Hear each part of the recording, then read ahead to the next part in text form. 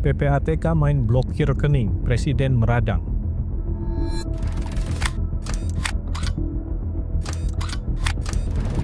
Pusat Pelaporan dan Analisis Transaksi Keuangan atau PPATK beberapa waktu lalu telah memblokir jutaan rekening bank yang tidak aktif atau dormant sebagai upaya untuk mencegah penyalahgunaan oleh pihak yang tidak bertanggung jawab.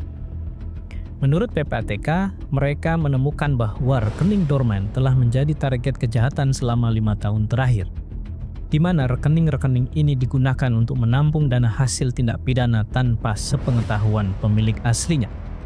Diketahui PPATK telah memblokir setidak-tidaknya 31 juta rekening dormant dengan total nilai uang mencapai 6 triliun. Sebagian besar dari rekening yang diblokir ini dinyatakan tidak aktif selama lebih dari 5 tahun. Menurut PPATK, mereka melakukan pemblokiran berdasarkan Undang-Undang Nomor 8 Tahun 2010 tentang pencegahan dan pemberantasan tindak pidana pencucian uang. Pemblokiran ini sendiri diklaim bersifat sementara dan berlangsung selama 5 hari kerja dengan kemungkinan perpanjangan hingga 20 hari kerja. Namun, ternyata pemblokiran itu menimbulkan keresahan dan keluhan yang cukup luas di masyarakat. Pemblokiran oleh PPATK dianggap tidak dilakukan melalui prosedur yang jelas karena tidak adanya pemberitahuan terlebih dahulu kepada para pemilik rekening. Banyak nasabah yang merasa dirugikan karena rekening mereka diblokir tanpa adanya pemberitahuan terlebih dahulu. Keluhan datang juga dari berbagai kalangan, termasuk pedagang kecil dan pekerja lepas, yang merasa terganggu karena rekening mereka yang jarang digunakan, akan tetapi masih penting untuk kebutuhan tertentu, menjadi ikut terblokir. Meskipun PPATK menegaskan bahwa pemblokiran tersebut bersifat sementara, yakni 5 hari kerja dan bisa diperpanjang hingga 20 hari, hal ini tetap saja menimbulkan kegaduhan dan ketidaknyamanan bagi nasabah yang rekeningnya terblokir. Karena kontroversi yang begitu meluas, maka akhirnya Presiden Prabowo turun tangan. Presiden Prabowo memanggil Kepala PPATK, Ivan Yustiavandana, ke Istana Kepresidenan di tengah ramainya keluhan masyarakat mengenai kebijakan pemblokiran rekening dormant atau rekening tidak aktif. Pemanggilan ini juga melibatkan Gubernur Bank Indonesia, Peri Warjio. Sebenarnya, pemanggilan yang dilakukan oleh Presiden adalah untuk meminta penjelasan langsung, baik dari PPATK dan Bank Indonesia, mengenai kebijakan pemblokiran rekening yang telah menimbulkan keresahan di masyarakat. Presiden ingin memahami lebih detail tentang dasar dari kebijakan tersebut dan dampaknya terhadap masyarakat, terutama bagi para pedagang kecil, pekerja lepas, dan pihak lain yang menggunakan rekening secara sporadis. Pemanggilan ini juga merupakan respon langsung terhadap gelombang protes dari publik yang merasa dirugikan karena rekening mereka diblokir tanpa informasi. Presiden ingin memastikan bahwa kebijakan yang diterapkan oleh lembaga negara tidak merugikan masyarakat, sekaligus menjaga kepercayaan masyarakat terhadap sistem perbankan.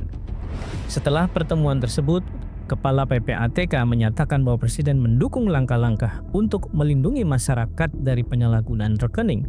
Akan tetapi, Presiden juga menekankan pentingnya menjaga hak dan kepentingan nasabah. Setelah pemanggilan tersebut, PPATK kemudian membatalkan pemblokiran rekening dormant, mengutamakan hak nasabah, dan menegaskan bahwa semua tindakan harus sesuai dengan peraturan perundang-undangan yang berlaku. Akan tetapi karena kebijakan pemblokiran rekening oleh PPATK sudah dilakukan, kemudian lahirlah kritik yang sangat keras dari beberapa pihak. Salah satu kritik yang disampaikan langsung kepada PPATK, misalnya dari pakar ekonomi perbankan. Ekonom senior dari Indef, Didi J. Rahbini, menilai bahwa PPATK melampaui tugas dan fungsinya sebagai lembaga intelijen keuangan karena PPATK sebenarnya bukanlah penegak hukum. Kritik serupa juga muncul dari anggota DPR, anggota Komisi 3 DPR RI fraksi Demokrat Hinca Panjaitan, mengkritik PPATK karena dianggap keluar jalur dan tidak boleh menjadikan rekening tidak aktif sebagai alasan untuk mengintervensi kekayaan orang. Dolfi, Wakil Ketua Komisi 11 DPR dari PDIP, juga menilai kebijakan ini menimbulkan keresahan dan kebingungan di masyarakat karena kurangnya sosialisasi. Sementara itu, pengamat ekonomi Celios, dalam hal ini adalah Direktur Ekonomi Center of Economic and Law Studies, Nailul Huda, mengkritik kebijakan ini karena dinilai salah sasaran. Menurutnya, rekening yang diblokir justru adalah rekening pasif yang tidak bersalah, sedangkan rekening yang aktif dan berpotensi digunakan untuk kejahatan seperti judi online masih tetap dibiarkan. Lembaga lain, yaitu Prakarsa, menilai bahwa kebijakan pemblokiran rekening secara sepihak ini dapat dianggap melanggar hak asasi finansial warga negara. Beberapa kritik utama dari Prakarsa antara lain bahwa pemblokiran rekening oleh PPATK dapat dikategorikan sebagai pelanggaran hukum. Ari Wibowo, salah satu peneliti dari Prakarsa, menilai bahwa kebijakan pemblokiran sepihak oleh PPATK bertentangan dengan prinsip negara hukum. Ia menyebut bahwa tindakan ini bisa dikategorikan melanggar hak konstitusional dan hak asasi finansial warga negara. Prakarsa juga berpendapat bahwa status rekening tidak aktif atau dormen saja sebagai alasan pemblokiran tanpa adanya indikasi pidana yang kuat tidak dapat dijadikan sebagai dasar hukum bagi PPATK untuk melakukan pemblokiran. Mereka merujuk kepada beberapa regulasi seperti Undang-Undang Nomor 9 Tahun 2013, Peraturan PPATK Nomor 18 Tahun 2017, dan Peraturan OJK Nomor 8 Tahun 2023 yang mengatur bahwa pemblokiran rekening harus disertai adanya dugaan tindak pidana. Ekonom dari Prakarsa lainnya, Robi Rusandi, menyoroti bahwa dampak kebijakan ini pada aktivitas ekonomi masyarakat, terutama kelompok rentan seperti lansia, pekerja informal, dan pensiunan yang mungkin jarang bertransaksi. Ia menyebut kebijakan ini menyulitkan masyarakat, terutama di pedesaan yang memiliki keterbatasan. Prakarsa juga mengkhawatirkan bahwa kebijakan ini berpotensi mengganggu stabilitas sistem keuangan dan memicu ketidakpercayaan publik terhadap perbankan.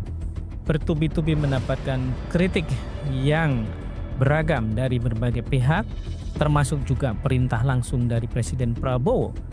PPATK pada akhirnya membuka kembali puluhan juta rekening yang sebelumnya diblokir.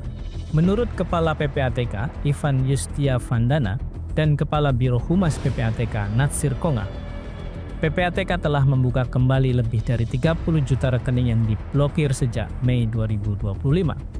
Pada awalnya, PPATK menemukan sekitar 31 juta rekening dorman dengan total dana mencapai 6 triliun. PPATK juga menyatakan bahwa untuk membuka blokir rekening ada proses yang harus dilalui.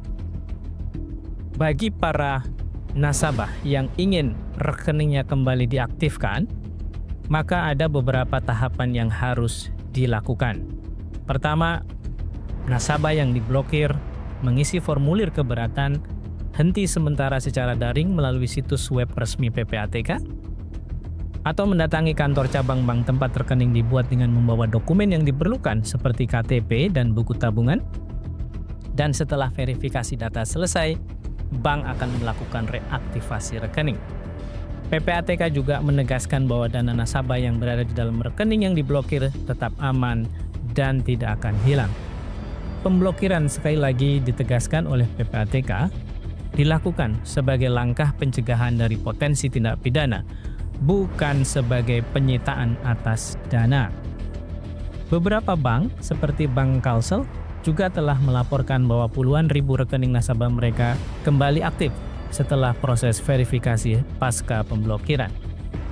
BCA, BNI, dan beberapa bank lain seperti Bank Rakyat Indonesia, Bank Mandiri menyatakan dukungan terhadap kebijakan PPATK dan menghimbau nasabahnya yang memiliki rekening dorman untuk segera mengaktifkan kembali dengan mendatangi unit kerja di masing-masing kantor bank tersebut.